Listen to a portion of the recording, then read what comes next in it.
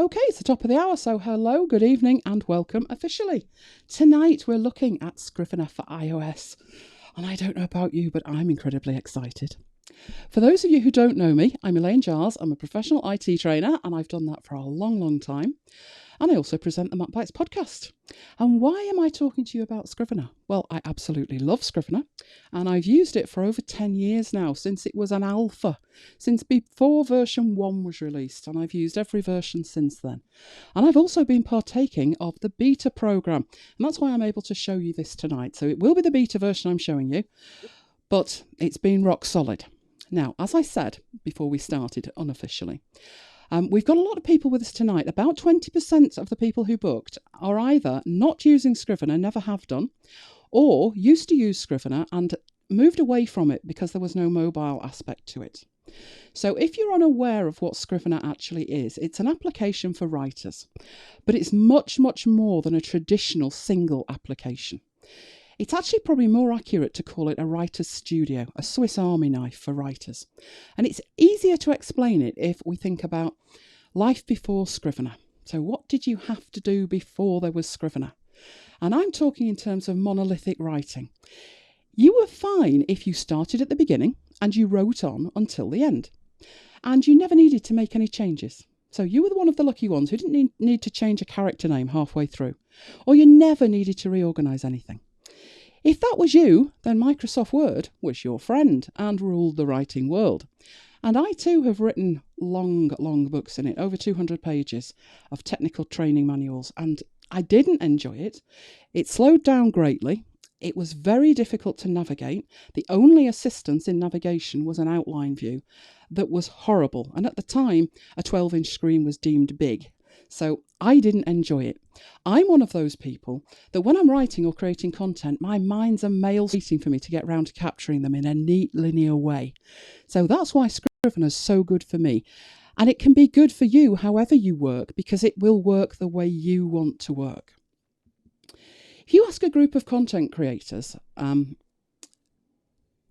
what's the most important application feature that would help them in their endeavours, you'd probably get 1,000 different suggestions, and there's a very good reason for that. And that is that content, no piece of content, be it writing or technical content, exists in isolation. You can write a paragraph, a scene, a chapter, and there is information about that content that you need to retain, but it's not part of the content. So imagine that you've written a chapter of whatever it is you're writing. You will have had notes for that. You will have researched it. You may have gone online and researched it. You might want to apply keywords to it or labels to it, or have a status of that's finished or it's the first draft. You might need to know what the word count is. You might have comments in it. You might keep different drafts of it, different revisions of it. You might have footnotes and endnotes in it. You might have a short synopsis of it. But all of that information is not actually the content. It's the metadata that exists to support that content. And that is where Scrivener comes in. It was initially released for Mac, as I say, just under 10 years ago, and later for Windows, and now, of course, for iOS. But you could be forgiven for thinking it's just for novels, but it's not just for novels. Novel, I must admit. But I'm going to give you a few examples of what I use it for that is definitely not novel writing. One of my main uses is training materials. That's what I do, and even if I create it in something else like Clarify, I tend to create the output in Markdown or HTML, and I will bring it into Scrivener so it's all together. Otherwise, I have lots and lots of Clarify files flying around and no way to organise them. So I bring the finished content into Scrivener. But I also write articles for magazines. And this is just a short article. I think it's about 900 words. But it took form in Scrivener and it was exported from Scrivener. That's called compiling. And it went off to the editor and I didn't need to do anything with it. I didn't need to format it in a certain way, work in a certain way. I could work in my way and then send it off to the editor in the way that he needs it. But that's very traditional standard writing. The quirkier things that I do include email newsletters. I actually create all of my newsletters inside Scrivener. And I don't copy and paste the result. I actually compile the output from Scrivener.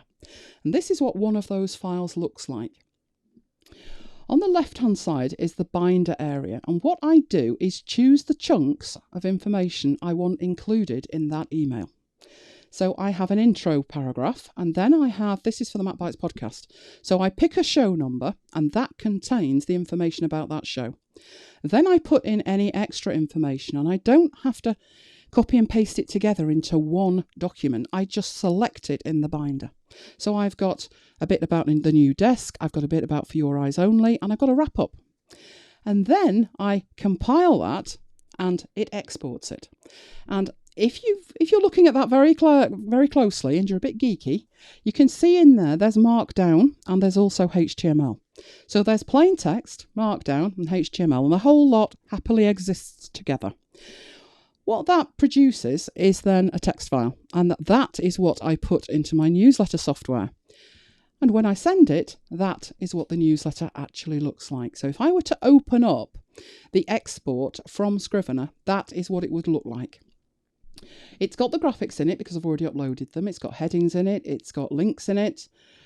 And it's got standard stuff at the bottom there where every email has that connect with us in it as well. And all of that comes from Scrivener. I don't have to do anything with it.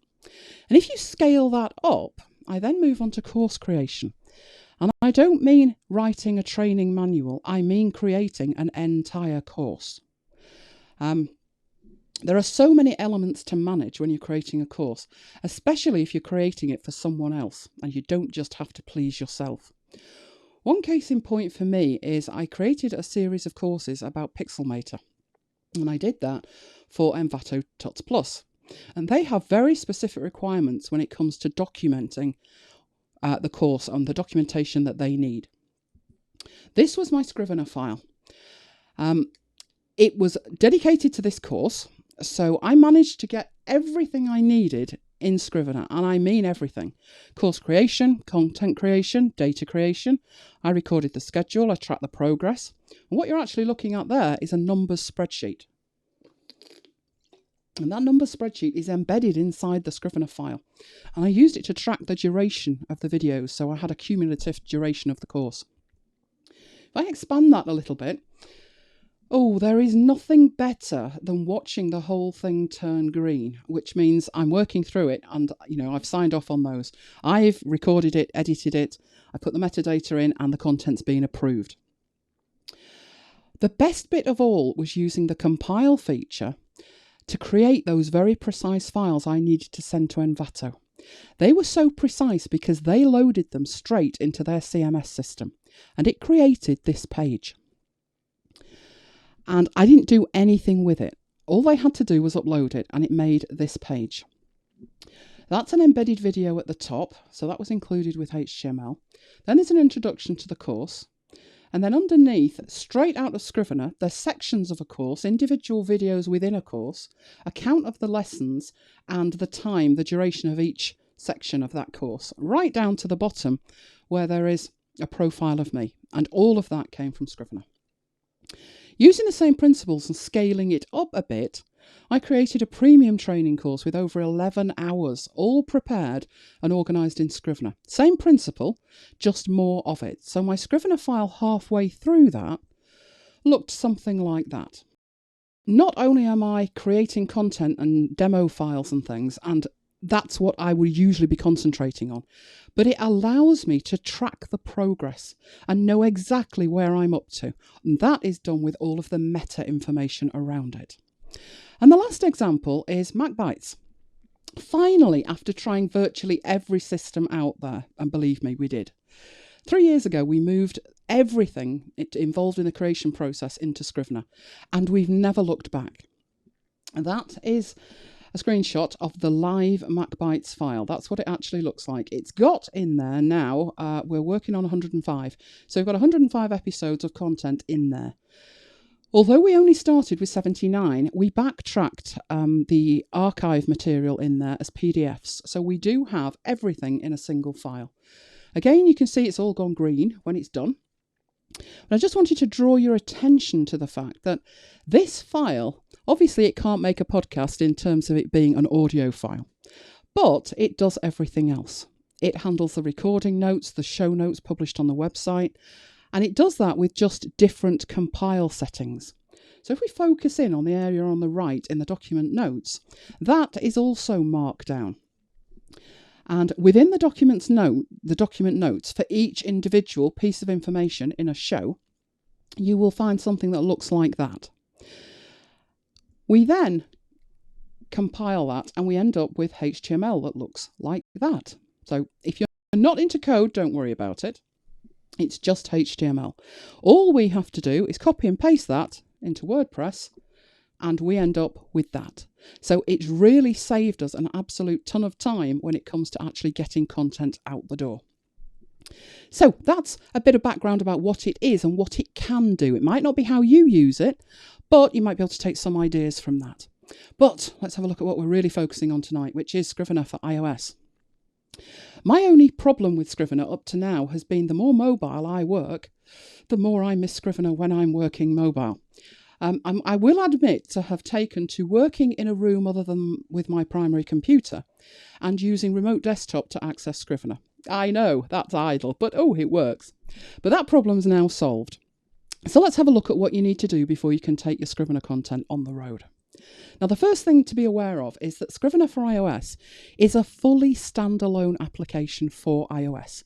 If you've never used the desktop version, you might not even have a Mac or a Windows PC. It's not something that hangs off the desktop version. It is a completely fully fledged standalone application, and you could use it like that if you really wanted to. However, I'm assuming that people would like the ability to synchronize the workflow somehow. So a fully integrated mobile workflow can include the Mac version, Windows version, iOS version, and Dropbox. So Dropbox is the glue that holds everything else together. What you then need is on the Mac, you need to have Scrivener for Mac 2.8, which was released late last week, or Scrivener for Windows 1.9, which was released just a few hours ago. And as I talked about Dropbox being the glue, you need a Dropbox account to work the synchronization. I'm going to show you setting that up. So I'm heading off into the demo now. My usual demos are very project-based, but if I did that today, you'd only see the features that I would use in a specific project. So because of that, I'm going to try and show you as many features as I can squeeze in. And your job is to shout out questions in the chat, and I'll get to them either during the demo or at the end. So the first thing I'm going to show you is the file that I'm working with. And the file that I'm working with, I've already got in Dropbox, and Dropbox is set up on this computer. So just to show you that, I'm going to open my Dropbox. That's the root folder of my Dropbox. And within the apps folder, I have a folder called Scrivener. And within there, I have a collection of Scrivener files that I work with on a regular basis. So that's where they are on my Mac. What we need to do here, I will show you the file. So I'll open up this Scrivener file and I'll actually show you what it looks like on the Mac. And then we'll open up exactly the same one on iOS and have a look at it there. So it's a manuscript for A Christmas Carol. It's got the entire content of the novel in there, in staves and scenes. So all of that information's there. It's got all the characters that are in the book as well. So Ebenezer Scrooge, Bob Cratchit. I'm sure most of you are familiar with it. And it's got the places in there as well. So Scrooge's office, Fezziwig's, the graveyard, they're all in there. So that's all the information that I have in there. And I'm going to close that and have a look at it on iOS. So the first thing I need to do is make sure that you can see my iPad. And I'll be using more than one, and there is a reason for that. So first of all, I'm going to use this first iPad to set up Dropbox. So first one's coming through, helpfully opened on the other monitor. Let's try and squeeze that in there. There we go. So this is my first iPad. This does not have Scrivener installed. So I'll take you through to where I will install it from, which is TestFlight. You, of course, will be installing it from the App Store. So I'm going to tap install there. There's the information. So install. It's got a very small footprint. It's very, very tiny. Very fully featured, but very tiny. So it doesn't take long to install. It's put that on the second page of my apps, and I'm just going to tap it to run it. Because this is a completely new install, it gives you the tips that you can use. So I'm going to swipe through those. Gives you a little bit of a tutorial. There we go. And start using Scrivener. Now at this stage, this is Scrivener for iOS working in an isolated mode. It's not connected to Dropbox because I haven't done that yet, but you could start working with it. You could add a project and you could add a project locally. So if I put a demo file in there, it will put that locally and it opens it up for me. And that will allow me to work through the interface. All I'm going to do is just show you that by default, a Scrivener file has 3 folders. It has the draft folder, the research folder, and the trash folder. And they are 3 special kind of folders. You'll also see that you've got an untitled document as well. So that's a completely blank document. But you've already seen that our data is in Dropbox. So we need to go to Dropbox. Now, just before I actually link it to Dropbox, I'm assuming we probably already had the question, does it link with anything else or does it need to be Dropbox? And I'm glancing and we have. No, it only supports Dropbox at the moment, but there is a very good technical reason for that, which is iCloud is unique rather in the way that it works, and it doesn't provide the support that is needed for an application like Scrivener to be able to sync and guarantee success with that. I know other applications use it, some better than others. For example, tonight I was trying to synchronize MindNode and it's not having it. I can see the file on my desktop, but it's not appearing on my iPad. So that's an example of what can happen with it. I know there are other options out there like OneDrive, but again, at the moment it is Dropbox only. But it does work very well. So the first thing we need to do is to attach this to Dropbox. So I'm tapping that sync icon in the upper right-hand corner. And these are the 2 options that you have. You can transfer data via iTunes. So if you really don't want a Dropbox account, you can still work mobile, but you will have to manually transfer the file using iTunes. But other than that, you can link to Dropbox. And what it will do is take you out to Dropbox. And Scrivener says it would like to access files and folders in your Dropbox. And you can allow that or use a different account. And I'm going to allow that. So I'm just tapping allow, it's authorizing it, and it's going back to Scrivener. It's then suggesting a folder. So it's saying choose a Dropbox folder, and we suggest apps/Scrivener, which is where you've already seen that my data is stored. If you don't want it stored there, you can choose a different folder. To be honest, I'd stick with what is fast becoming a convention and stick with that apps and then the name of the app folder. So I'm going to go for that and tap App Scrivener and then hit Done. What will then happen is it will start synchronizing with Dropbox. Now, I took the decision when I was putting this demonstration together not to take out of the folder all of my real data. And that's why there's 3,322 files to synchronize, which is all very well and good, but it's going to take some time. So I'm going to put that iPad onto a different screen. I am going to get up another iPad, and this one is one that's already linked, so we can carry on working while that synchronizes with its little self. When it's synchronized, I will let you know it's synchronized, so you've got an idea of how long it takes. So I'm bringing on the second iPad. So at the moment, it's 18 minutes in. We'll see how long that takes. It's done about 10% so far. So this is another iPad, and I've got Scrivener on here.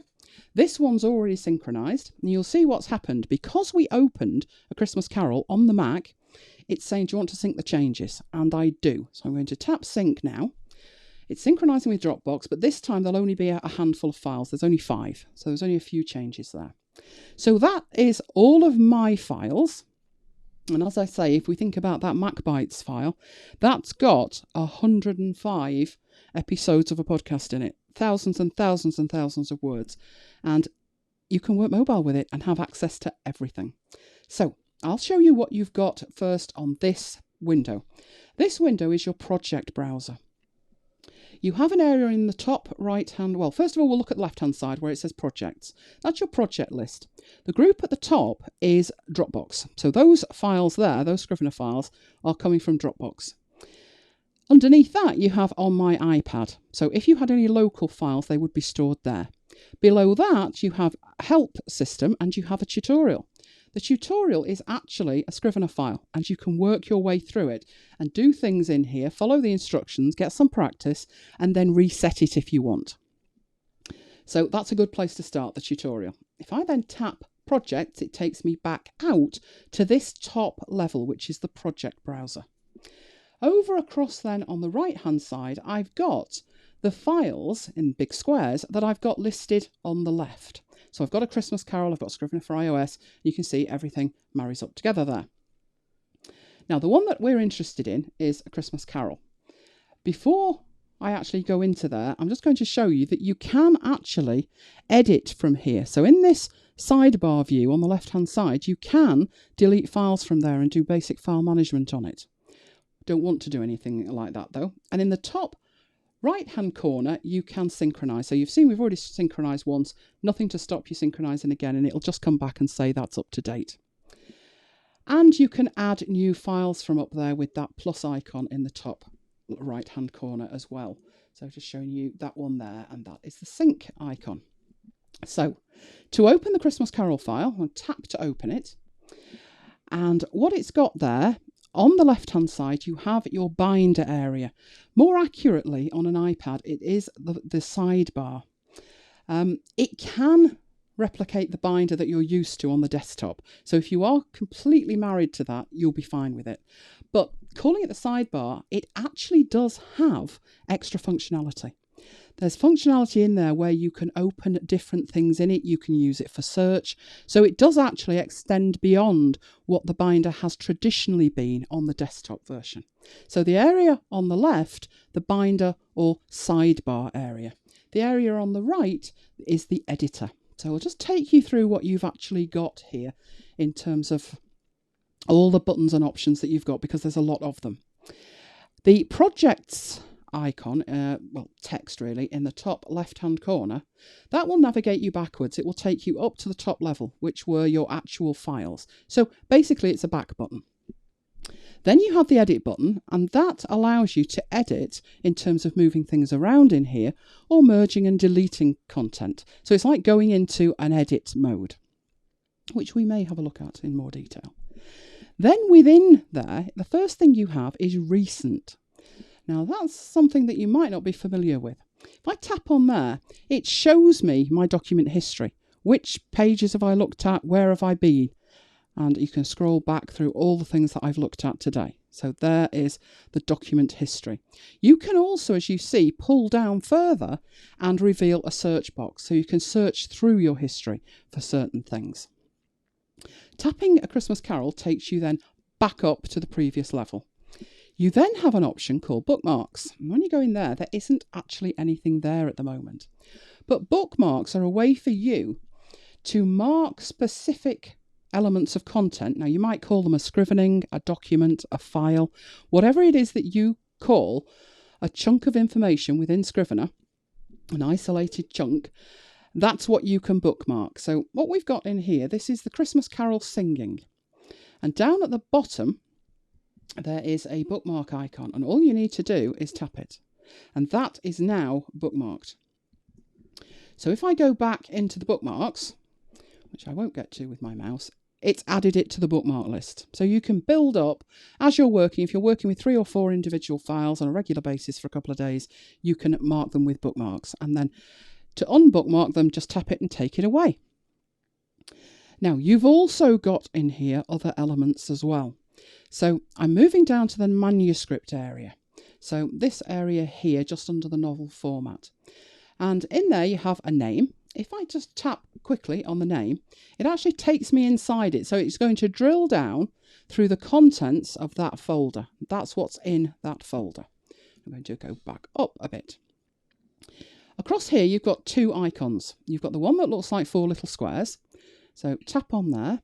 That will open up your Corkboard view. So you have exactly the same content as you've just seen in the sidebar, but this time it's displayed in as cards on a corkboard.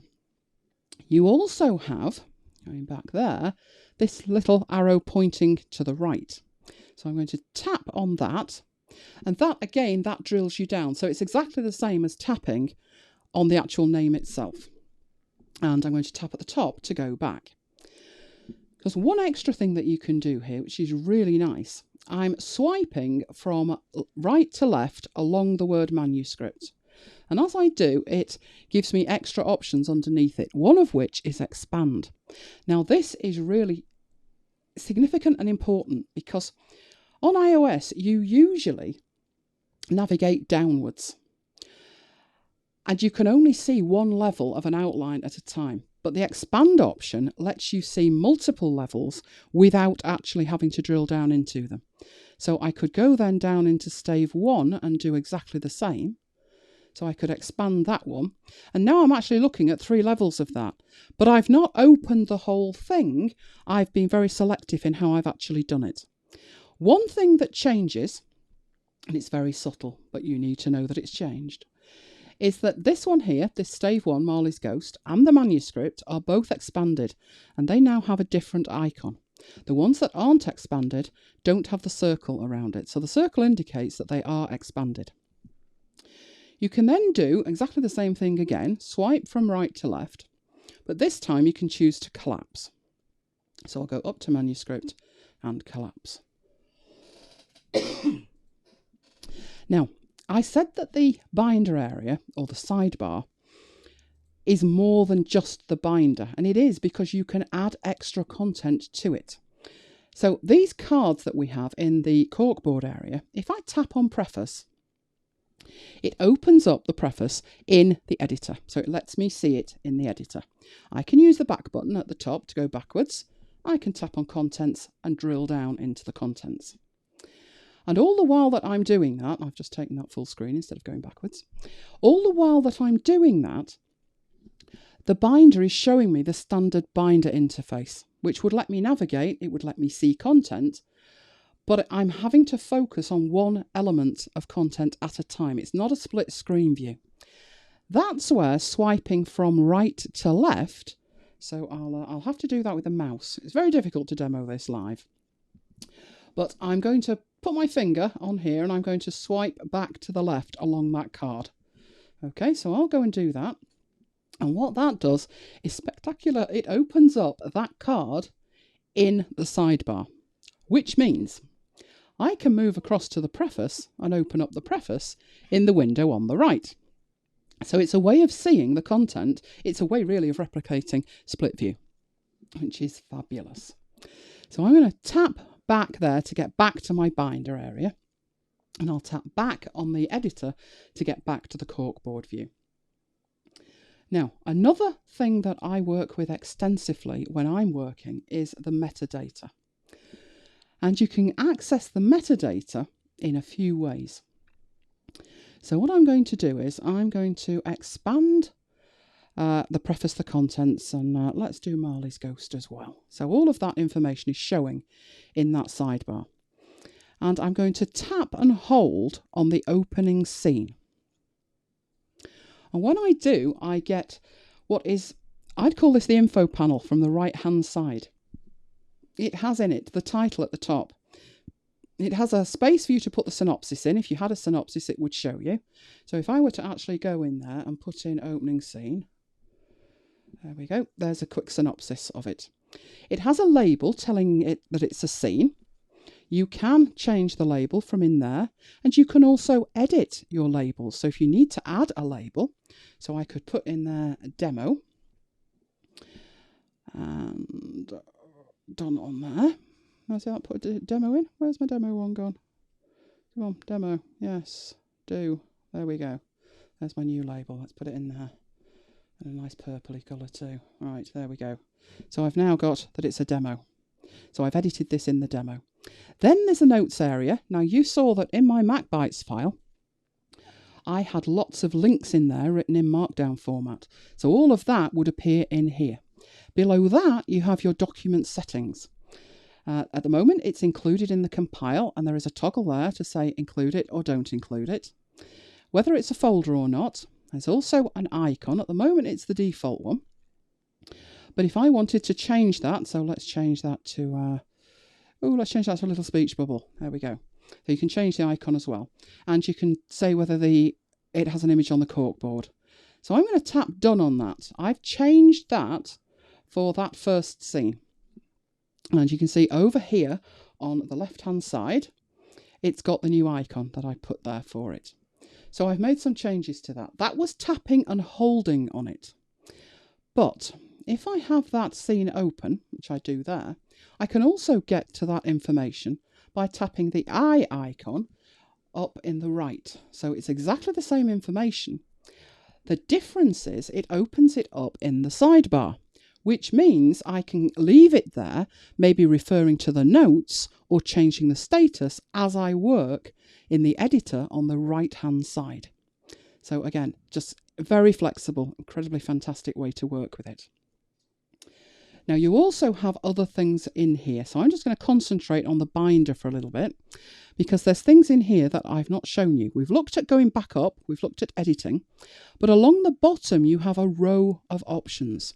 So the area that I'm actually referring to is down here. It's these 5 icons here. Now you need to be aware first of all that that's what that looks like unless you're in edit mode.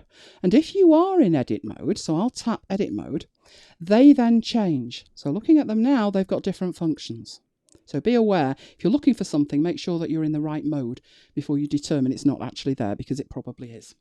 So the first thing that you can do is use the share sheet and you can compile the file. I'll do that at the end. I'm not going to do that now, but you could do that from there. You could also import files. So if you're doing research and you've got documents or images that you want to bring in, you could bring them in from there. I'm going to show you using something similar in a bit, so we're not actually using that. But just to show you, you can import them from the photo library of the local device. You can access iCloud Drive from here, and you can access other cloud services. OneDrive's the one I use most, but if I click on more, you can see there's Dropbox, Google Drive, and then some apps that I actually have installed on this iPad. I meant to mention the other iPad, it finished. It took 7 minutes. It took 7 minutes to synchronize everything of mine, and that's now actually sorted itself out, and it's all done.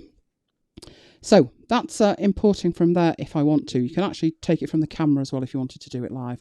Trust me, nobody wants to do that tonight. You can also add folders. So if I'm at the top here under my manuscript and I want to add a folder, I can do. So I'll put in demo folder. So we've added a folder and that will appear down there. And you can also add individual notes or scrivenings or documents depending on what you actually want to call them. So I'll call that one demo file. And that one should then be down underneath there. Now, to show you the other options that are available when you are editing, I'm going to tap edit. And if you tap and drag, you can move content about. So you can do that actually physically. You can also use the buttons by selecting them and then tap to indent there. Or you can move that to wherever you like. I'm not going to move it. I'm going to delete it shortly. So you can do all of the organisation things that you need to do. To do that, tap the end option and tap there to indent it. I can tap to move it up and tap to move it down. Now, if I actually want to delete those demo files, so there was that demo file and there was demo folder, all I need to do is to select them. So remember, I am in demo mode and make sure they've got a tick in and then hit the bin at the bottom, the little trash icon, and it's gone. And then tap to come out of edit view. So I'm now back out of edit view. So you've got lots of options over there. Now the last option I think is probably the most powerful. Certainly the one that I make sure that I do first. I go in and make sure all of these are set to my preference, which is the project settings that we have down in the lower left-hand corner. There's the sidebar, which is compact, and you have an expanded option. To see that, what you need to be doing is looking at this area at the top. So particularly here, when I tap expanded there, which I'm going to do now. And it widens that sidebar.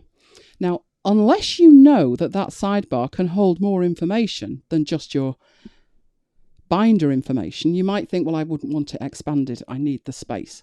But it can actually turn into a bit of an outline. So be aware that you can actually do that. Then you have options for the binder, the corkboard, and the editor. So looking at the binder first, toggling these options on makes that binder area much more useful. I love my colours, as you've seen with my files. I like to actually physically see, although it's quite depressing when you start and everything's red. But as it all goes amber and green, I love it. So I can show my labels, and you should see as soon as I do that, I've got colours coming through down the side. It's hidden behind it, but we'll see it in a moment. Then I've got tint with label colours. Yes, we'll have that as well. And show the status. I'm going for all three. Let's do that. So all of those are in the binder. If I come out of that now, you can see I've got colour coding on these. And if I tap on there, I have my corkboard. But my corkboard isn't showing any colours. So I'm going to go back into the project settings, go to the corkboard options, and I'd like these to use the label colours and show me the status as well. So you can see there on that opening, it's a first draft. And then back in there, and you also have editor options if you wish to use those as well. But we've not even looked at the editor yet. We're just playing around with all the information. Right, so let's come out of there. So now everything, for me, that's much better. I now know where I'm at. I know which bits are which. I know that what's are scenes, what are first drafts, what are dealt with, what are waiting for review. And as I've said, I like to see my script go green. So there we are. Now, what we've not actually looked at in any detail at all is the corkboard and drilling down into the editor. So the corkboard's the view that you have at the moment. You can take that full screen, which was the icon up there. So it's the double facing arrow there. You can use the up and down buttons to navigate up and down your draft.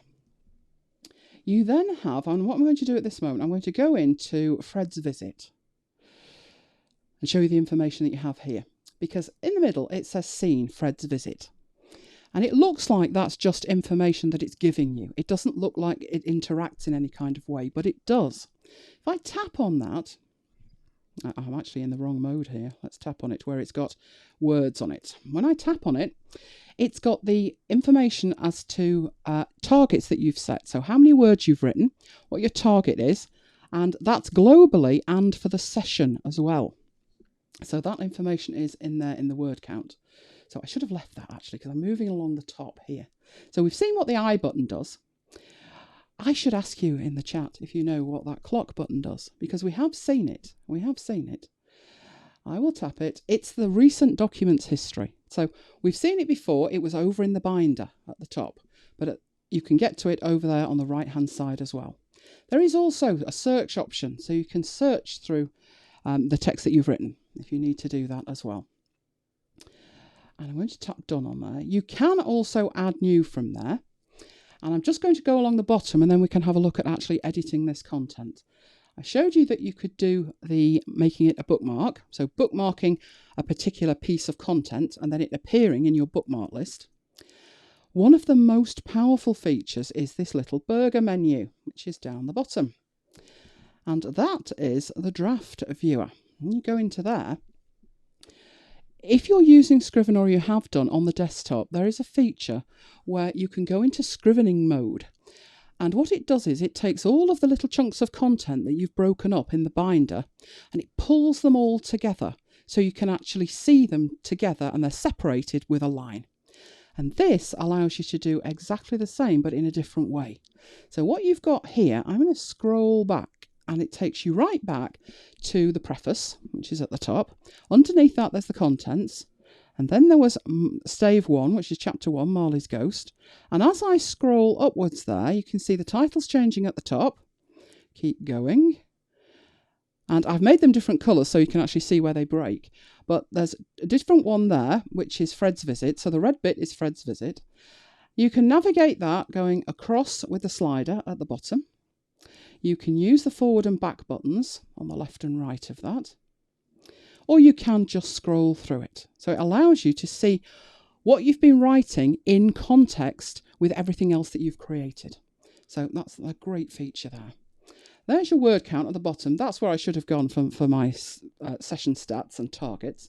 So they're all in there. There's no target set at the moment, but you can actually do that from here. So if I tap on the middle, I know there's about 12,000 words. So let's say that I'm aiming for 15,000. And that will give us a little bit of feedback when I go back. So you can see that the chunk of the pie that's missing, that's what we've still got to create. So it's a good way of tracking it. And you can create session targets. So let's say I wanted to write 500 words at lunch. It's so hot, I'm sticking to the keyboard here. There we go, 500 words. So I set that up for a session and I can start new sessions as required. You can also, from down here, compile a draft or send a copy of this. You can open it in another application. You can also synchronize with Dropbox, which is quite important because it would disrupt your workflow if every time you want to synchronize with Dropbox, you've got to go right back up to the top level, that project browser, just to synchronize. So I'm going to synchronize now, and that should need to synchronize a few files. I was going to say somewhere between 13 to 15, I would expect, and I was absolutely accurate with that. So that won't take very long to synchronize, a few seconds. When we've done that, I'll show you editing it. Oh, so much to show you in only an hour. Right, so I've got this Fred's visit scene in the editor at the moment, but I'm not actually editing it at this moment. What I could actually do with is a black one. So I'm going to head off to find one that's some black text. There we go, Scrooge's dinner, very short. That'll do nicely. Right, to edit this content, all you need to do is tap in the editor. And when you tap in the editor, your keyboard springs up. Now, I'm just going to tap something to get rid of it. That's how you would expect to see your keyboard. You can scroll up and down there. You can select some text and start to work with it. I just want to show you, though, that they've actually built into the standard keyboard an extra row of helper keys. And not just one of them or two of them, but there's three of them. So the first one here has your punctuation in it. I probably use that one the least. I love the second one. The second one's great. I can select stuff in the editor, but I find it a little bit clumsy. What this allows you to do is tap to select a word, and then you can expand it word by word with the keys next to it. So add to or remove by word. You can do that by character, tapping a few characters. You can also do that by line with the other buttons. So I think that's a brilliant way to make an accurate selection. The last option you have on that keyboard is all of the editing stuff. So for instance, if I wanted all of that text to link to a location, I can actually do that from here. My first option allows me to add a link, a comment, a footnote, inline footnotes, inline annotations, or insert an image. Good grief. The second option there, they realise that you may want to insert a link frequently, so it has its own dedicated button. You've already made your selection, you're now adding a link to somewhere from it. So in here, you can put in a web link at the top, or you can choose somewhere within the document. So for this one, I'm going to just put a web link and hopefully spell it correctly. There we go. Yes. And done. So that now has a link on it, and that link is a link to my blog out on the net. Now, if we remember what we had in here, we had a preface, we also had contents. And in there we have stave 1. So if I move to that toolbar that lets me select these things, I can select very nicely the first one there. I can move across to the next toolbar, and I want to put a link in, but this time it's an internal link, and I want it to link to stave 1, and it's as simple as that. So I can then build up in here, so move down to there and back to select. There we go. Oh, you're not selecting for me, come along. There we go. Expand that selection. That's brilliant, and I'll drag it across to the end. Do exactly the same again, so other toolbar, a link, and that one was stave 2. And that's how you can build up internal references in the file. Now, another thing was, I think I have an image, which is one of the spirits. I think it's the last one, so let's hope it is. I'll move down to the last of the spirits, and there is the scene. There it is.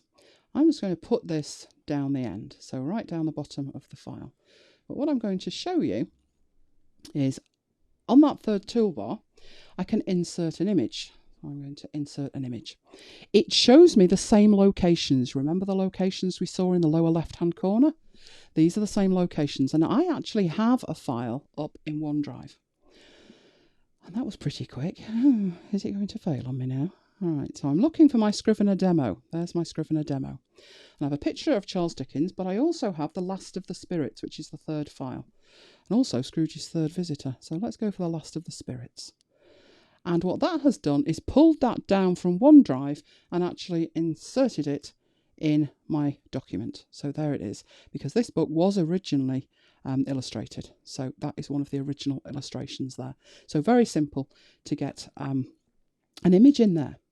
Right, I've gone back a little bit too far. I didn't need to go back that far. Right, what I was going to do was show you formatting some of the text. So this will do nicely.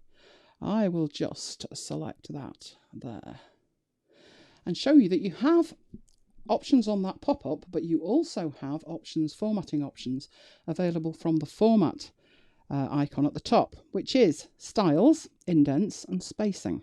Style refers to the font in terms of both the font itself and the size of it and the colour of it, and whether it's highlighted or not. There's recommended fonts and there's other fonts, all fonts that you've got installed on here. You also have, if you go down a little bit, some presets. They are not styles in terms of automatically updating, but they do allow you to have a starting point for a style. So they are all available in there. You can also, which I think is incredibly powerful, go in to the formatting options and copy some formatting and paste the formatting elsewhere. So you can do that in there. And if you need to change the default because you find yourself copying and pasting the formatting quite a lot, if you scroll down, you can use default formatting, or you can set the default to be what you have selected. So what I'm going to do with that, let's go back a little bit. I'm going to go in here and I'm going to put a line through it. So we'll do some strikeout. And if we go back in there, I'll show you that with that selected, there is a button there for highlighting, which will let you highlight it in any colour you choose. You can also change the colour of the font directly from that toolbar. So if I wanted to make that red. And the last two buttons there, they allow you to add a footnote. So I'll put in there footnote text. And done. And the last one allows you to put a comment on it. You know, let me do that. Let's go and choose another word. And there's the comment. So I can put some text in there. Comment in demo. And OK. So you've been able to edit that as well. Now, one of the last things you're going to want to be able to do is to take this content, and how you work with it is very much up to you. It's incredibly flexible. You might want to take it back to the desktop and do some finishing work with it, or you might be happy enough with what you've got in here that you actually want to export it straight from here. Let me just check. Is there anything else I need to tell you? What haven't we looked at before we export it all? I didn't show you that you can in here. So let's go down to, say, there, where it says in his agony. What you can do is just tap in one of your files and choose to split it. And what that will do is it will give you a new document. So looking down here, we were in, where were we? We were in there. There's the first one. And I split it there and it put it into this one here. So that's the second bit. Now, obviously, that was a mistake. I did not want to do that. Here's how you fix it. So here's how you unsplit or merge. You go into edit mode and you choose the elements you would wish to merge together. Down the bottom, there is a merge option. You tap that merge option. It gives you a warning saying what will be saved, because obviously you've got a lot of meta information connected to this chunk of content.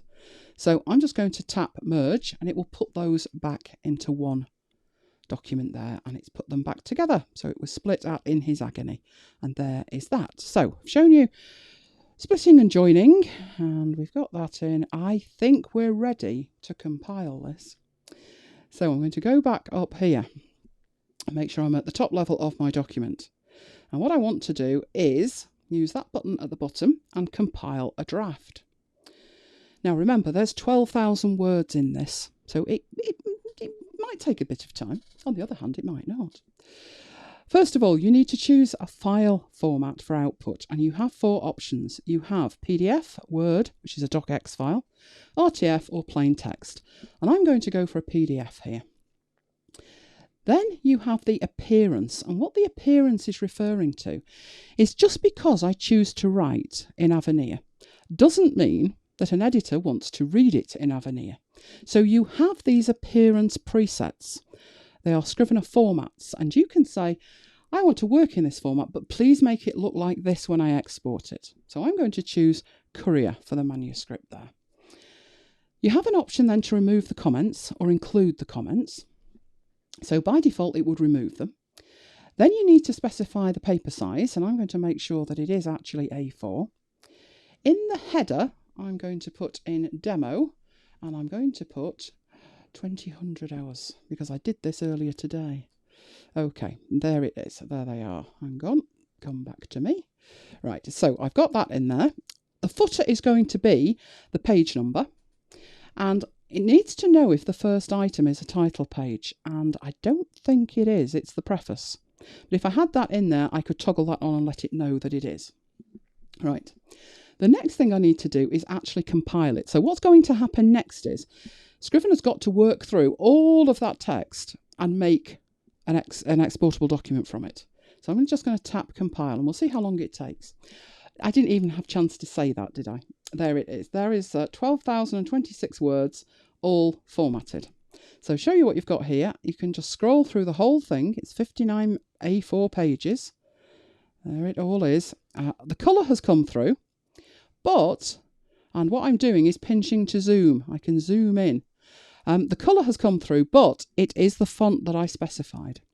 So love pinch to zoom. And that's my content. Now what I need to do is get it out of here. At this point, it's in a holding area. Manuscript's ready to go. Where do you want me to send it?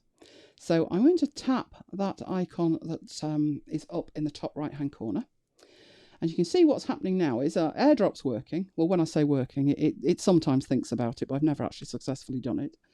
What I need from this, though, is I need a PDF. I need this PDF to send to an editor. So I'm actually going to choose to print it. So I'm going to tap the print icon. And the machine that I'm working on, the Mac that you're looking at, is called Novate. And I have a virtual printer driver on it. And that's where I'm going to print it to. And I can scroll across here and see these are the pages I'm actually going to send to it. And I've chosen to do it in colour as well, but I could choose black and white. So I'm going to tap to print that. So that's sending it off to the printer on my Mac. And that was as fast as it was. There it is in front of you now. So what you've got there, that's the compile that it's done. If I scroll through that, you can see it's brought through the colour. I told it to print it in colour. It's actually got on the top there, so I'm going to zoom in a bit so you can see it better. It's got the header that I put in, which was the 8 o'clock demo. It's got the page numbers in it. And there are all the pages, of which there are 59. So there they are. So it's actually straight from my iPad to a PDF on my Mac. Now, it wouldn't actually have made any difference if I go back into that. So let me get rid of this so you can see my iPad again. If I go back into that, I could choose to email it or send it to OneNote or Evernote or even send it as a message. What you can actually do with it is determined by what applications you've got on your machine and whether you have them turned on or not. So if I was collaborating with people in Slack, I could turn Slack on and send it via Slack. So that is looked after by the system settings. Okay, so we compiled it as well. Last thing to see. What I need to do here, I'm going to go all the way back to the top to the project and just show you that what you have there on the left-hand side and there on the right-hand side is telling you that that file lives on Dropbox and it's not synchronized. So it needs to be synchronized. So I'm going to synchronize it because what I need to do next is show you what this actually looks like on an iPhone. I didn't do the demo on an iPhone because it's easier for me to use an iPad and it's easier for you to see if I use an iPad. However, I am about to share my iPhone. So let me get my iPhone on my Mac so you can see it. And it should appear next to my iPad. So I'm going to lose my iPad over onto the other screen. and bring that into the middle. So this is an iPhone 6 Plus, and I'm going to tap Scrivener. I have pre-synchronized this, but as you look at that, it's asking you to synchronize the changes because I've been working on it for the past 50 minutes and there'll be a lot of changes. So I'm going to synchronize that now. It shouldn't take that long, probably 10-20 seconds, if that. Once it's synchronized, I will show you navigating the exact same file, so that Christmas Carol file, on your iPhone. Everything has come through. You've got your recent list. All of that has come through. I think, well, we have got one bookmark, which was Fred's visit. So you can actually get to Fred's visit from there. Back to the bookmarks, back to the top level. And you have access to absolutely everything that you need to carry on working on that when you only have a phone available. So just open up where you want to work. And if you want to say, do you know what? I've done this now. I'm happy with that. That bit's done. You can even get to your info, because there's a row of icons at the bottom. One of them is the meta information for this. It doesn't have a status at the minute, but I'm going to say that is my final draft. That will update that, tap done, and that meta information has been written back. Okay. And that was the door knocker one. We need to know that. Because the last thing I'm going to show you is moving my iPhone. I actually have the very last thing. So I'm going to synchronize that back. So that's synchronizing itself as it goes. I'm going to show you one last version of Scrivener, which should be over here somewhere. There it is. One last version of Scrivener, which is the Windows version. And I've got this synchronizing too. So I'm going to open Dropbox. You can see at the bottom, it's telling me that things have been updated. There's the Dropbox folder. I'm only synchronizing one folder. I am selectively synchronizing this because it's a virtual machine. But within there, I've only got Scrivener. And within there, everything should be synchronized back. So there's my Scrivener file. I'm going to open that. And it's making a backup as it does it. Rebuilding everything, and there we go. Now, somewhere in here, so let me try and open that. Hopeful, she said, that the door knocker bit, which was in here, so Marley's door knocker, there we go. Let's have a look at the info for that, and you can see over here, it is showing you that that is the final draft. So that change that I made on my iPhone has come through, in this case, to the Windows version, but it will, of course, have rippled through to all versions. Okay, so a whistle-stop tour of all I could squeeze in. Let's go back and wrap that up for you. Right, so let's have a quick recap. I showed you the fully integrated mobile workflow that can include the Mac, Windows, iOS, and it's all held together with Dropbox. You probably got a Dropbox account. I guess there's a few, may not have, but it was Dropbox that was pulling the information down to the device, letting you edit it, and then sending that information back up to Dropbox. It did that with a folder that's in the root of your Dropbox called Apps. You may well have that folder already because a lot of apps use that folder. If you don't have that Scrivener folder, which I did, Scrivener will make it for you. So that's a recommended place to put that. And once you've got that in place, all the devices then sync back with Dropbox as you're opening them, as you're closing them, and you can manually force a sync wherever you want. Now, I know there's some people not keen on Dropbox, but a Dropbox account is free. So you can get a free account, just have a play around with it.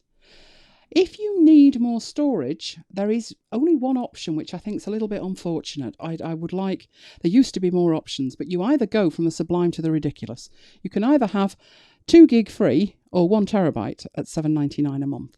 And, you know, to me, I'm somewhere in between, like 50 gig would be nice. But no, there is no different option. So you will need that if you want the synchronization working. Now, in terms of hardware, if your device can run iOS 9, it can run Scrivener for iOS. And that doesn't matter if it's an iPad mini, a standard iPad, or a 12.9-inch iPad Pro, which looks fabulous. Also works, as you've seen, on an iPhone or even an iPod Touch. It's tiny, but it works. You will need Scrivener for iOS, which is coming along tomorrow. It is $14.99 in the UK. $19.99 and €19.99. But anybody who knows me knows I'm rather keen on saving money where it can. I do think this application is definitely worth it.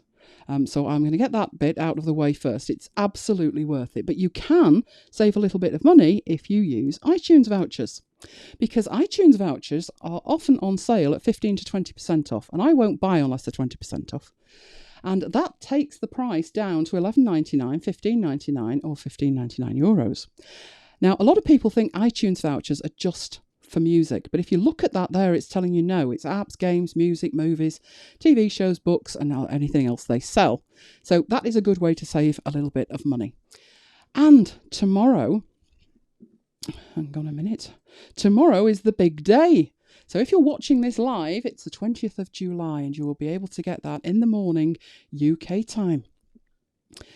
So it's a case of wishing you well, enjoying your writing, whatever it is you're creating. As I say, I do a little bit of writing, but I'm certainly not writing the great novel. I am creating content, and I'm creating lots and lots of it. And I can't imagine doing that without Scrivener to manage all the things I don't want to have to think about. Now, if you would like to see the replay of this, then go to that URL, which is elainegiles.com/scrivener-4-iOS, and I will send you out a link to the video when I've edited it. Now, just to remind you, I have been Elaine Giles. You can find me all over the internet as Elaine Giles, but especially my blog, elainegiles.co.uk, and Twitter, Facebook, LinkedIn, Google+, and YouTube. So if you've got any questions about this app or any other Mac apps, then get in touch with me. Now, we're going to head off now into Q&A, and I'm hoping that I've got a lot of questions. So I'll leave that on the screen while I look at the questions.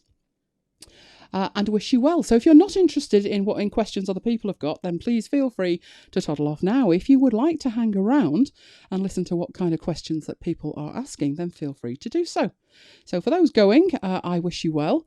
Good luck with Scrivener, and I hope you enjoy using it. And if you're staying, make sure you've got some questions. Right. So my first question here is from Gary. No support for OneDrive. No, not as yet. As I've said, the only way that it is synchronizing at the moment is with Dropbox, but it is very sound. I tried, it was 3 years ago, to get Dropbox to synchronize Scrivener files. And it was a case of like, Mike, don't open that file because I've got it open. But even when there was only me using it, there was little snafus, but I haven't had any major snafus with this. So I will say the synchronization is flawless. So I'm hoping it's not a deal breaker, Gary. Right. I like the way you swipe to expand. That's very, very useful, because I think seeing that in Scrivener made me realise why I struggle with other apps on iOS. I drill down so much, I've lost where I'm up to, basically, and then I get confused. So being able to focus on what I'm working on, but at the same time not lose sight of where that is within my structure, is brilliant. So yeah, it's a good feature, that. Right, is there a French version of this? My colleagues would find it useful if there were. At the moment, tomorrow, I believe it's English only, but the French and German versions are coming along very quickly, I believe. So it's a case of keeping your eye out. A supplemental question to that is it only going to be available in the UK or the US? No, it's going to be available in any store, so any Apple store that provides Scrivener. So if you can get Scrivener for desktop, then you'll be able to get Scrivener for iOS. Right. Gary's got a question about compile options. He's talking about EPUB. So is this the desktop version, Gary? I must admit, I don't tend to use much in the way of compile options that are included. I tend to spend days, and I do mean days, building my own, so I can get code out of it and all kinds of stuff out of it. But I think I've done EPUB once. So do you mean on the desktop version? And a question there which I've answered inadvertently with one of the others, which is it available in all countries? And as I've said, it's available wherever Scrivener for desktop is available. Right, other questions. I don't want all my Scrivener files synchronized. So what can I do? The easiest way to work, if you only want certain Scrivener files synchronized, is not to put them in that Dropbox folder. Now, I can appreciate that even if you don't want them available on mobile, you might want them in Dropbox. The way to do that is to have what I do in mine, which is I have that Scrivener folder, but I also have another folder called Scrivener Extras. And it's at the same level as Scrivener. And I put the stuff I don't want to see on mobile in there, and the stuff I do want to see on mobile in the Scrivener folder. All right, somebody's saying they've got too much data to synchronize it down to a MacBook Air, which only has a 128 gig hard drive. Then you can do what I do in Windows, which is a virtual machine, and only synchronize what you absolutely want to by using selective sync. Now, anybody who knows me knows I'm not overly fond of selective sync because I tend to put stuff in folders and then forget when I'm working on a different machine that I didn't actually synchronize that folder. So I do with Dropbox synchronize everything.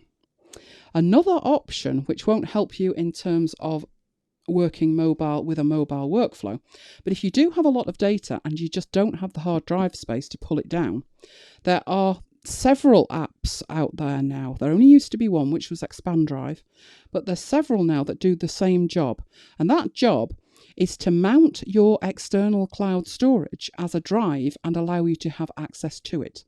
Now, like I'm saying, that won't work with Scrivener. You may well lose data if you try and do that.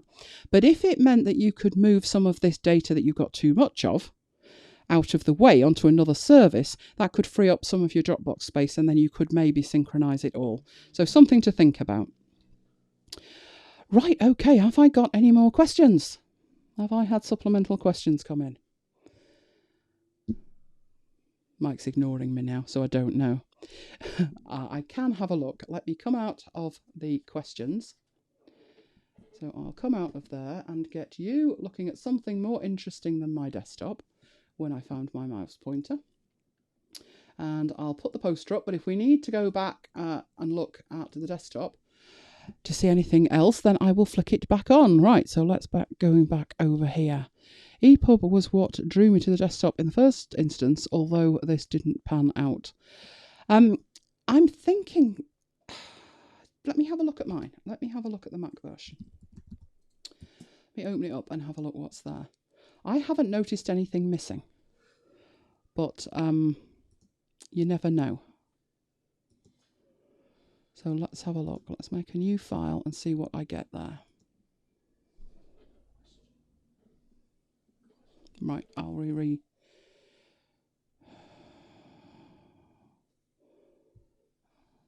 I will go back in and read the questions.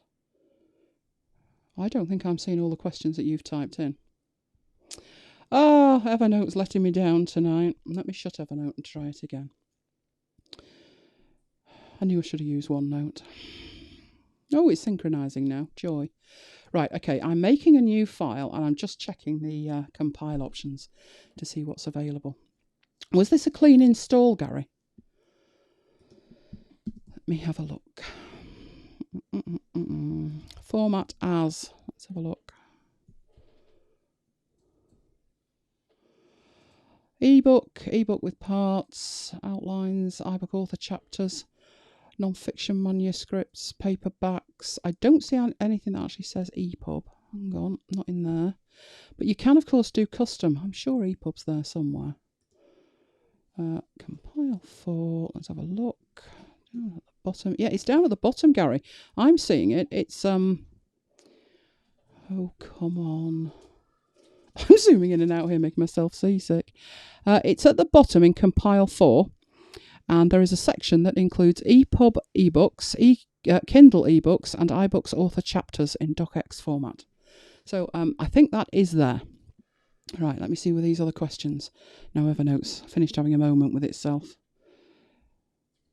Right, I'm in the unfortunate position that we share via Word. The formatting in Word determines the document structure, table of contents, table of lists, etc. Does Word understand Scrivener's document structure? You can export to Word, but it's not a bi-directional workflow with Word, no. The idea of Scrivener is that it basically assists you, and it does it fantastically, in creating that first draft. that would then go into Word, and then you would carry on your workflow from Word. I do know people who create revisions of the Word document and then take that back into Scrivener and work with it sort of nested within Scrivener. But no, it's not bi-directional with Word. What would be fantastic for your workflow is to get everybody onto Scrivener, because the comments and other things that you're using in Word are available in Scrivener. It's not really, this mobile workflow, of course, is not really meant for collaborative working. It's writing as a solo passion. So I'd say if you've got other people involved with an existing workflow like that, no, that wouldn't be best for you. But if you think about creating the content and then taking it to Word, then that's how I use it. That's how other people use it, where it is the first draft and then it moves on to somewhere else. For my mobile workflow, I was using Ulysses. And what I was doing was, once I'd finished a piece of writing in Ulysses, and I actually did this and hoisted by my own petard, I thought, well, there's no problem. I'll create it in Ulysses and it's only writing Markdown. I'll take the Markdown and I'll put it into Scrivener, and that'll be my archive of it. So basically Ulysses was a scratch pad for me. Until I realised that Ulysses, being so clever, is using a custom version of Markdown, which doesn't transfer well. So now I've got content in both. So I understand what you're saying, because that happens for other reasons as well, not just when Word's involved. I don't know what I'm going to do about that at the moment. I'm going to find some way around it. I actually do write a lot in Markdown. And then if I need to pass that off to a client who needs a Word file, I'll take it to Word. What I'm not doing, though, is the backward and forward thing that I think you're doing. Is that what you mean, Grant? That you are then taking it back from Word, so it's an iterative process. Right, have we got any other questions while Grant writes that, an answer to that there for me? It looks like that's it for questions. I got a fantastic question this afternoon. Great question this afternoon was, which really made me think. If you could only have one. And there's a silly comment to me and my love of software. If you could only have one, would you have Ulysses or Scrivener? Oh, don't make me choose. I would go for Scrivener. I've got so much in there that I probably could replicate in Ulysses. Ulysses is a fine and capable app. It's just, for me, the colour coding and everything. I love my colour coding. And I love the labels and the statuses, and I'm used to the working, and I've got so much invested in it. So if I absolutely had to choose, but I think it's very cruel to make me choose, because I do love my software, as you all know. Right, have we got a reply from Grant yet? Are you still there, Grant? Is it an iterative process is the question. I'm thinking about the logic of using Word master documents. No, yeah, I know. Master documents has been in Word since time immemorial. And I've never got it to work either. The logic is you should be able to create individual chapters of your work and then have a master document that references those sub-documents and builds the table of contents and the list of tables around it. In theory, it's fabulous. In practice, I've never seen it work either. Mike's just shook his head and said, no, it's broken. So sadly, it's still broken. I think it's been broken for the last 25 years. But in concept, that may help you. You could export to docx format and then turn that into a child document if it was working. I'm going to have a look at that, again. I know I'll end up ruining the day I said that, but I will. Right, okay, so you're actually creating it. Like I say, it depends if it's iterative. If it's iterative, no. But if there's only one person creating it, then it would be more manual, but you could actually do it. Because don't forget, the output from Scrivener in its compile feature can be virtually scripted. Scripted's the wrong word for it, but you've seen what I've done with it, where it can make entire course pages. And yes, that was one of the things that took me a day and a half fiddling with, because it literally had to be right to the last full stop or it wouldn't work. But Word itself has got a lot of automation going on. So you could have it that you take it out and then press a button in Word and it could regenerate the tables of contents. So there's always a nice way to do it. It won't export a nicely formatted Word document. No, what it won't do, it won't export things. It won't put things in like tables of figures and stuff like that. No, that would have to be done manually. But like I've said, what you could do is put something within the text, which is what I do. If I want a video in there, I put some code in that will pull a video in when it's exported. So you could put something in your text that literally says insert video and give it a file name. When you get it to Word, you've got a macro in Word that search and replace, looks for it, takes the name, pulls it through. So something could be done. Yeah, I agree with you. I've written, like I said, many training manuals many years ago, thankfully, in Word, and it was fabulous when it was finished. I don't know if we've got anybody with us who used Word in the late 90s, but I remember writing a manual, and it was a project manual. And I loathe project with a passion. The version back then was even worse than the version now, and that's saying something, but I loathed it. And I managed to get this entire manual, 280 odd pages together. And of course the machine was grindingly slow because there was lots of screenshots in it. And all of a sudden, I saved it and I put it on a floppy disk as a backup. Yes, it was that long ago. And I came back to it the next morning, and all of the graphics had vanished and they'd been replaced with red crosses. And I'm looking at it thinking, pardon? They were there last night. It was running blindingly quickly because there was no graphics in it, but where did they go? And it was a known bug. And literally, I had to go through the entire document again and put them in. And it was like playing whack-a-mole because it was a fault with the software. I bet Gary remembers that. I was murderous about it. I was. What I did with that, which is how come I'm thinking around corners in terms of your problem, I thought, so basically, I've got to put in 400 screen caps, and at any point you could wipe them out. That's not going to be good. So what I did was, instead of putting the graphics in, I put a code in that said, replace me with a graphic called XYZ. And my 280-page manual was at that stage about 50 pages. So it was great working with it. It was really fast. At the very last point, I pressed the button that said, replace the codes with graphics, and it did it. And then I didn't have to worry about it. So, yeah, you've sometimes got to think around corners with these things. What I need to do here is make this a little bit bigger. I'm squinting at this, I'm going to make it a little bit bigger. There we go. Right, now I can read it.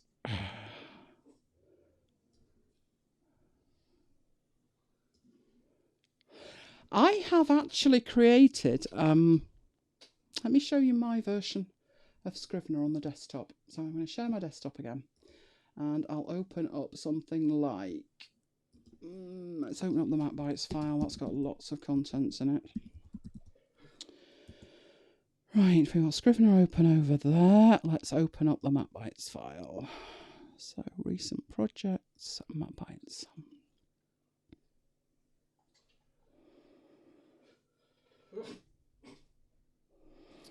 There we go. And let's take that across. Right. What I've done to make working in here easier is, let me get my shortcut key. There's my shortcut key. I've got this, which is, it says Scrivener palette formatting, and it's got basically styles, which are available. If we go into Dusky page content. Let's go into that. There we go. Right, that's what's in that show. If I wanted to format this differently, I've got all the format options available from here, but I've also got these starting points in here, which are presets. My problem is with these presets, I can't organise them, so they are alphabetical, which helps me not at all. So what I've done is I've created this formatting palette where I can format it as body, heading 1, 2, 3. I can put a direction in, instructions, actions, background, references. These are all formats that I use when I'm creating. Mainly I use that for training content. but I do use some of this for the MacBite stuff as well. So I can format it just from here. So if we find, do we have a welcome bit? What have we got in here? Let's format some of this. I'm going to regret this, but we will. I'll just take that bit there and turn that into a heading 1. And it does it. So that's what that is. Now that is using a totally different application. That's using something called Keyboard Maestro. And all I've done is hook into the Scrivener presets and have them applied from that popover palette. Now I'm applying styles with it, but you could do anything with it. You could insert tables of contents or anything else you like with it. It's just automating what Scrivener can do. So it's like adding in an automation layer on top of it. And it does, it works brilliantly. This is why I love paying a typist. Good idea.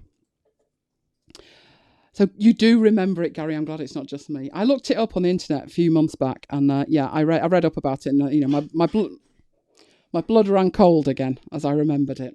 Because literally these graphics, if you imagine that instead of using something like Snagit, you'd just copied and pasted them. So instead of saving a screenshot, you'd done a screenshot onto your clipboard and paste it in. It had gone. There was no getting it back. But if you'd saved them to a folder and you had the name, then you could drag and drop them back in again. But obviously automating was the way forward, because otherwise I'd have gone mad. I would have gone mad. Luckily, software has come a long, long way, and Scrivener is one of the apps that helps us get to where we need to be with our content today. So, do we have any more questions? Final call for questions before I attempt to put the fan back on and open the window. It is boiling here tonight. Where's everybody attending from, and is it as hot for you as it is for me? We're touching 50 in here because we've had to close the windows, and we've got lots of computers on, doing lots of work. Okay, so I'm in the chat at elainegiles.co.uk/live. Chat's at the bottom, so if you need to join and ask a question, you can do it there. So last few minutes. Oh, you're in the UK, Charlie, so you're probably feeling it as badly as I am. And to add insult to injury, you can probably hear Mike trying not to cough. And I nearly lost my voice during the first slidey bit. I'm trying not to cough. We've managed to get a summer cold. It could only happen to us, couldn't it? So do we have any last questions? Any last questions? This 30-second delay is agonising, isn't it? Because I'm speaking and you're not even going to hear it until 30, 40 seconds later. And yet if I shut up, we're going to have complete silence, and that wouldn't work either. I should put this MacBites file away before you see what the next show's called, or it is at the moment. But I'll need to undo that first, won't I? I think that was body style, something like that. I shall fix that later. Right, so any last questions? Last call for questions. I am not seeing any more questions. And yet I know there are people out there. And I know how many are on. No, you not got any questions. Right.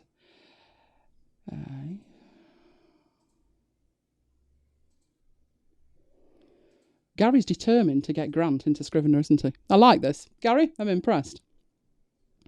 There's always a way. It just depends on how much of a pain it's going to be to do it.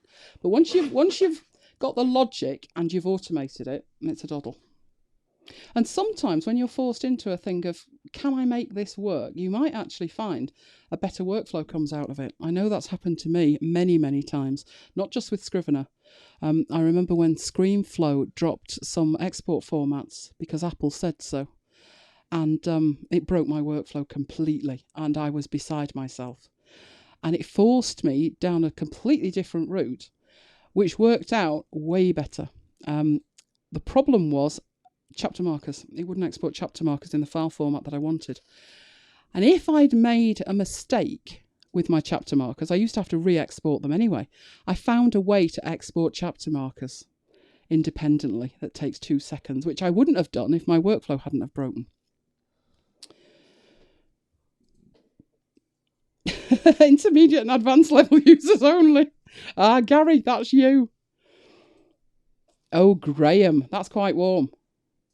I think we're about 27 on the outside, but on the inside we are way, way, way above that. Let's go back and actually have a look. We've always got to do our what we're going to eat when we've finished and what the weather is. Terribly British. 28 degrees at the moment, Graham. And I'm feeling it. But that's just the outside. The inside's way warmer. In other news, Graham, you know we've talked about this, you getting broadband, proper broadband, not the string you use at the minute. And I kept saying that we'd been promised an upgrade from last October. This weekend. Oh, supposedly, this weekend. We're going to 200 this weekend. So, if you don't hear from us over the weekend, you'll know it went really badly. If you do hear from us, it'll be at the speed of light. What's that thing called? Oh, Vivid. Virgin Vivid. That's a terrible name, isn't it? Anyway, it's coming this weekend, hopefully. To do the show before or after, what do you think? Not during. No, before or after, but definitely not during. I think Grant and Gary need to get together to talk about all of this. And then one or other of you, or both of you, can come back and do a live session and we can all learn about it. There's an offer you can't refuse, Gary. Or I hope you can't. Okay, so if we've got no more questions, then I am going to bid everybody a good night. I will edit this video on YouTube if I get a chance. The lunchtime one was viewed 100 times before I had a chance to do anything with it. That was on top of the people who were there live. So I'll need to sort that out. But apart from that, there will be a video with you. So do go to that link. Did you put that link in there? You did. It's that one there. I will post it again, just in case you missed it. If you want a link to the replay, then go there and put your email address in. Okay. Oh, 300 meg coming soon. Joy. I've just paid to have the box shipped that works at 200. But I'm not complaining. I've got a friend in Holland who gets 10 gig, something, 1 gig. Yeah, 10 gig, I think. Well, we're playing around. Is it 10 gig? It's obscene. Trust me, it's obscene. So yeah, I need some of that. Right, okay then. So it is good night from me. Mike's not saying a thing. Good night from you. Good night from me. Yay, you are here. Just in case they think I'm making you up. And we will see you next time. Good night, folks. Good night.